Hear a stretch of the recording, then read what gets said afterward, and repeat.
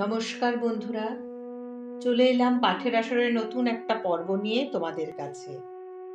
দেখো, নতুন বছরের প্রথম মাসটাও কিন্তু শেষ হয়ে গেল। আসলে সময় চলে তার নিজস্ব গতিতে, কিন্তু আমরা সবসময় ছুটে চলি হারিয়ে যাওয়া সময়ের দিকে। ফেলে আসা দিনের সুখ স্মৃতিগুলো যেন আমাদের হাতছানি দিয়ে ডাকে। সেই পুরনো দিনের স্মৃতি থেকেই যেন আমরা খুঁজে পাই নতুন দিনের চলার রসদ। আজ আমি সেরকমই একটি কবিতা পাঠ করব ঠিক করেছি। এই কবিতার লেখক কিন্তু আমার কর্তামশাই শ্রী অরিন্দম মুখার্জি।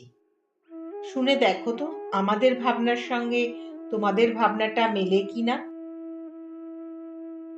হারিয়ে গেছে।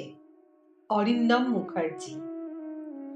হারিয়ে গেছে কাজলা দিঘি, হারিয়ে গেছে ভোর, হারিয়ে গেছে জল ছবি আর গোবর লেপাদোর, হারিয়ে গেছে তুলসী তলার সন্ধ্যা প্রদীপ আলো, হারিয়ে গেছে ভাই বোনেদের আড্ডা সে জমকালো, হারিয়ে গেছে ভোর আকাশের জল জলে শুকতারা, হারিয়ে গেছে কৃষ্ণচূড়ার নজরটা রূপকারা, হারিয়ে গেছে নদীর ধারের কাশ ফুলেরই মেলা, হারিয়ে গেছে বাঁশবাগানের লুকোচুরি খেলা, হারিয়ে গেছে হলুদ ক্ষেত সবুজ রঙা মাঠ, তবুও খুঁজি খুঁজে বেড়াই দিন থেকে ভোর রাত।